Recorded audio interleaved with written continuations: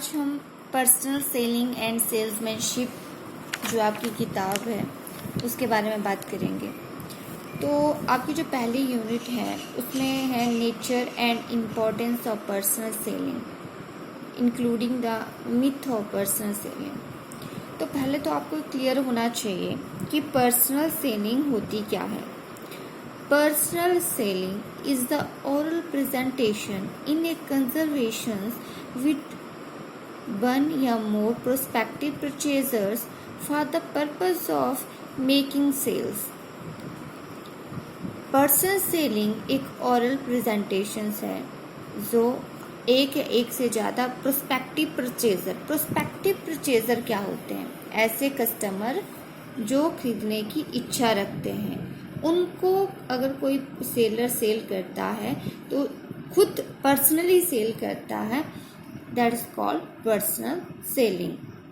It is ability to persuade the people to buy goods and service at profit to the seller and the benefit to the buyer. जब कोई personal selling की जाती है तो यहाँ पर personal seller buyer को persuade करता है, प्रभावित करता है। किस चीज़ के लिए? ताकि वो वस्तुएं खरीदे, और वस्तुएं खरीदेगा तो बायर को बेनिफिट होगा और प्रॉफिट किसको होगा? सेलर को। क्योंकि पर्सनल सेलिंग कोई भी सेलर है वो वस्तुएं तभी बेचता है जब उसे प्रॉफिट होता है। अब बात आती है पर्सनल सेलिंग का सिंपली ये मीनिंग है कि जब कोई व्यक्ति फिजिकली वस्तुओं को अपने सामने किसी अन्य व्यक्ति को देता है तो वो पर्सनल सेलिंग का ही पार्ट है। तो personal selling consist of individual personal communications and to contrast to massive relatively impersonal communication, यानी कि इम्पर्सनल कम्युनिकेशन के अलावा जो सेलिंग है that is called personal communications. अब बात आती है nature and feature of personal selling. तो पहली बात है नेचर की, पर्सनल सेलिंग कैसी होती है? Pressure salesmanship. अब सेल्समैनशिप क्या है, इसको आपने समझना है कि सेल्समैनशिप होती क्या है। Salesmanship is the art of selling and nothing less than making to other fellow feel as you. Salesmanship refers to the conscious effort a part of the seller to include the prospective buyer to purchase something that he had not really decided to buy. अब कोई व्यक्ति में, जिस व्यक्ति में salesmanship होती है वही एक अच्छा पर्सनल सेलर बन सकता है। सेल्समैनशिप में वो क्वालिटी होती है कि व्यक्ति बायर को इन्फ्लुएंस करे, बायर को प्रभावित करे कि वो उस वस्तु को खरीद ले। तो जहाँ पे कोई चीज़ एसर्टेन है, एक्टिविटी है जो बायर खरीदना चाहता है, बायर को सेटिस्फाइड किया जाता है सेलर के थ्रू, तो वो सारी चीज़ें सेल्समैनशिप में आती हैं। तो पर्सनल सेलिंग में सेल्समैनशिप होना बहुत ज़रूरी है।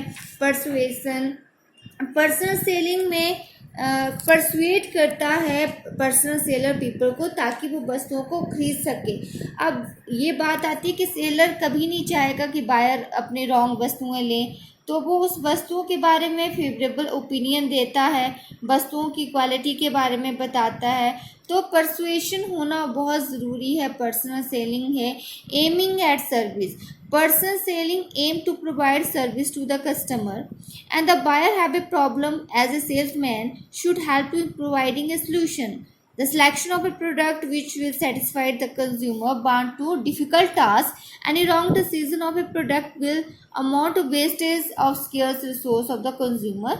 So the seller decided to aim and decided to the main service of product, which product can be chosen by the buyer. Winning of buyer confidence, main motive है कि कभी भी seller miss representation, wrong promise, cheating ना करें ताकि वो अपने buyer का कॉन्फिडेंस बना सके।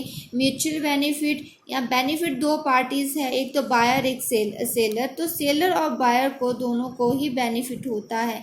किस बात का बेनिफिट होता है कि तो सेलर ने वस्तुएं देनी है उससे उसको प्रॉफिट होगा, बायर ने वस्तुएं लेनी हैं तो बायर को क्या होगा, बेनिफिट होगा। तो इन दोनों का ही म्यूचुअल बेनिफिट रहता है पर्सन सेलिंग में। कोई भी कंफ्यूजन है बायर की वो सेलर इमीडिएटली सॉल्व कर सकता है। एजुकेटेड प्रोसेस, अगर बायर को कोई कन्फ्यूज़न है तो वो सेलर उसके कन्फ्यूज़न को दूर करेगा, लेकिन यहाँ पे सेलर एजुकेटेड होना बहुत ज़रूरी है।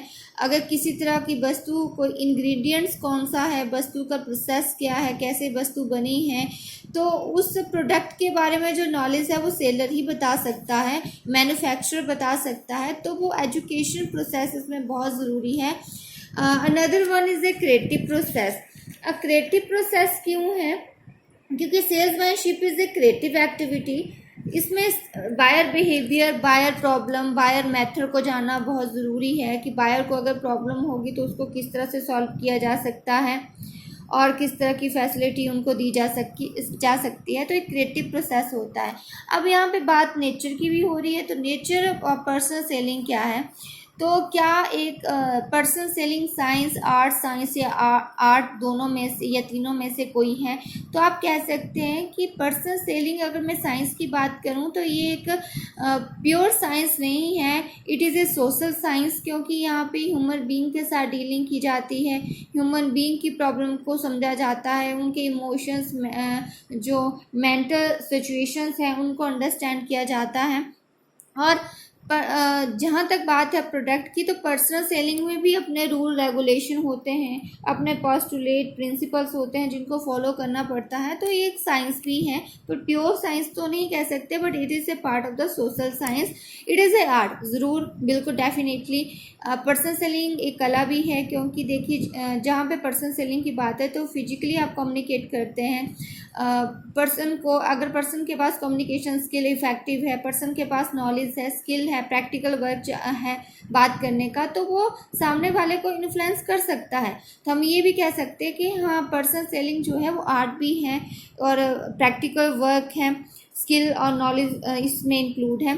क्या पर्सन सेलिंग आर्ट और साइंस दोनों है? ज़रूर है, क्योंकि इसमें साइंस, सोशल साइंस की भी आपकी एक्टिविटीज़ आती हैं। अगर जहाँ तक स्किल की बात है, नॉलेज की बात है, तो किस तरह से इन्फ्लुएंस करना है। तो अब मेन क्वेश्चन आता है, इज़ इट ए प्रोफेशन? क्या एक प्रोफेशन भी है? आपने देखा होगा कि प्रोफेशंस होता क्या है। जब भी प्रोफेशंस की बात आती है, डॉक्टर की बात करते हैं हम, लॉयर की बात करते हैं, हम कहते हैं कि डॉक्टर और लॉयर का खुद का प्रोफेशन है, क्योंकि उनके पास एक ऑर्गेनाइज्ड बॉडी ऑफ नॉलेज है, कंपल्सरी जो ट्रेनिंग की गई है, खुद के कोड ऑफ कंडक्ट है, स्टैंडर्ड है, सर्विस इंटरेस्ट है। तो ये सारी चीज़ें प्रोफेशंस में आती है। अभी आप देखेंगे कि एमबीए करते हैं बच्चे, एमबी पर्सन सेलिंग में भी एमबीए करते हैं, सेल्समैनशिप का भी नॉलेज होता है, तो उनको भी हम प्रोफेशंस कहते हैं। तो अब जो है वो आपकी पर्सन सेलिंग भी प्रोफेशन का पार्ट बन चुकी है, तो इसको हम प्रोफेशंस भी कह सकते हैं, जिसमें खुद के भी इनके रूल एंड रेगुलेशंस हैं, कंपनी खुद के स्टैंडर्ड डिसाइड करती है, पोस्टुलेट प्रिंसिपल डिसाइड करती हैं, तो ये सारी चीज़ें इसमें आती हैं। अब बात करते हैं importance and benefit of the personal selling, यानी कि पर्सनल सेलिंग की इम्पोर्टेंस एंड बेनिफिट क्या है। और जहाँ तक बात है बेनिफिट ऑफ प्रोड्यूसर, यानी कि मैन्युफैक्चरर, ट्रेडर का बेनिफिट क्या है, तो इसमें आता है पर्सनल सेलिंग क्रिएट डिमांड, क्योंकि पर्सनल सेलिंग से डिमांड क्रिएट होती है, उसी के आधार पे प्रोड्यूसर वस्तुएं बनाता है। दूसरा है जब मार्केट में नई चीज़ों की डिमांड आती है, एक्सप्लोर चीज़ें होती हैं नई मार्केट में, तो नई मार्केट में जब न्यू चीज़ें आएगी तो उसके लिए आप सडनली, आपको नॉलेज नहीं होगा तो उसके लिए आपको पर्सनल सेलिंग करनी पड़ती है। मैन्युफैक्चरर को पता है कि अगर नया प्रोडक्ट मार्केट में उतारना है तो उसमें पर्सनल सेलिंग की ज़रूरत है। अगर कोई डिमांड को ज़्यादा बढ़ाना चाहता है, प्रोडक्ट की डिमांड को बढ़ाना चाहता है, या किसी तरह की वेस्टेज या कॉस्ट को कम करना चाहता है, तो वहाँ पर्सनल सेलिंग की जाती है। वस्तुओं में किसी तरह की इम्प्रूवमेंट करवानी है तो यहाँ पे देखिए पर्सनल सेलिंग में डायरेक्ट कम्युनिकेशन होता है बायर और सेलर का। तो अगर सेलर को कोई प्रॉब्लम है या बायर को कोई प्रॉब्लम है तो वो मैन्युफैक्चरर को बताता है, उस प्रोडक्ट में किसी तरह के चेंजेस किए जाते हैं, क्योंकि अगर हमें प्रॉब्लम होगी तो हम सेलर को बताएंगे और सेलर जो है वो मैन्युफैक्चरर को बताएगा, तो वहाँ पे बेनिफिट होता है। दूसरा है कंटिन्यू डिमांड को क्रिएट करने के लिए पर्सनल सेलिंग बहुत ज़रूरी है। अब बात आती है बेनिफिट टू कंज्यूमर। कंज्यूमर के लिए क्या बेनिफिट है? कंज्यूमर को नए नए प्रोडक्ट के बारे में पता चलता रहता है, कंज्यूमर जो है उसका नॉलेज इंक्रीज होता रहता है प्रोडक्ट के बारे में कि कौन सा प्रोडक्ट किस तरह से बना है। किसी तरह का सुजेशन अगर देना है तो वो इजीली सेलर को दे सकता है। और सिलेक्शन में उसकी खुद का इंटरेस्ट और रिक्वायरमेंट, टेस्ट किस तरह का है वो अपने सेलर को बता सकता है कि इस तरह की वस्तुएं मुझे चाहिए। बार्गेनिंग भी कर सके। पर्सनल सेलिंग में जहां ऑनलाइन शॉपिंग करते हैं तो आप बार्गेनिंग नहीं कर सकते, लेकिन पर्सनल सेलिंग में बार्गेनिंग हो सकती है। और कंज्यूमर को बेस्ट क्वालिटी प्रोडक्ट दिलाने के लिए भी पर्सनल सेलिंग बहुत ज़रूरी है। बेनिफिट टू सोसाइटी, क्योंकि देखिए सोसाइटी के लिए क्यों बेनिफिट है पर्सनल सेलिंग, क्योंकि पहले तो एम्प्लॉयमेंट आपकी इंक्रीज होती है, प्रोफेशंस की अपॉर्चुनिटीज़ मिलती है, नेशनल इनकम इंक्रीज होती है, लिविंग स्टैंडर्ड इंक्रीज होता है, लोग नए नए प्रोडक्ट से इंट्रोड्यूस होते हैं, गवर्नमेंट की रेवेन्यू इंक्रीज होगी, क्योंकि अगर सेल बढ़ेगी तो ऑब्वियसली बात है टैक्स भी बढ़ेगा। तो ये चीज़ें भी उसमें इंपॉर्टेंट है। तो ये बेनिफिट है पर्सनल सेलिंग के। अब इसके बाद आता है कि what is the difference between personal selling and salesmanship. देखिए पर्सनल सेलिंग क्या होती है, एक ऑरल प्रेजेंटेशन है, कम्युनिकेशन है between buyer and seller. Physically जो आप सामने किसी के खड़े हैं तो आप इंटरेक्ट हो सकते हैं, बात कर सकते हैं।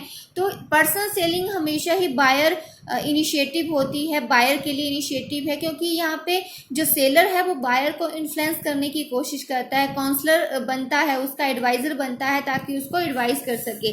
लेकिन सेल्समैनशिप में एक सेलर ओरिएंटेड है, क्योंकि जहाँ तक बात हम सेल्समैनशिप की करते हैं तो एक व्यक्ति में अगर क्वालिटी अच्छी है सेलिंग करने की तो उसी को हम सेल्समैनशिप कह सकते हैं। इसलिए सेलर ओरिएंटेड है। यहाँ पे बायर को किस तरह से इन्फ्लुएंस करना है, बायर को नॉलेज प्रोवाइड करना है, ये सारी चीज़ें सेल्समैनशिप में आती हैं।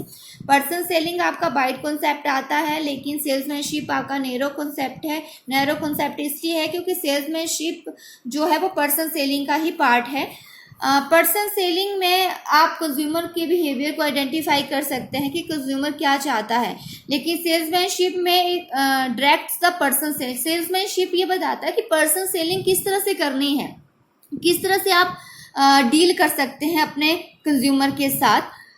Personal selling is make use of salesmanship technique, यानी पर्सनल सेलिंग में जो सेल्समैन आपको पर्सनल सेलिंग किस तरह से करनी है, उसकी टेक्निक क्या है, किस तरह से आपको पर्सनल सेलिंग कहीं जाके करनी चाहिए, उसके मेथड्स क्या हैं, तो वो पर्सनल सेलिंग में आता है। लेकिन जो आपकी सेल्समैनशिप है, it is implement the personal selling effort. Salesmanship में जो पर्सनल सेलिंग की क्वालिटी होती है, उसके रूल रेगुलेशन होते हैं, तो उसको किस तरह से इम्प्लीमेंट करना है, खुद में भी कितना इम्प्लीमेंट करना है, तो वो सारी चीज़ें सेल्समैनशिप में आती हैं।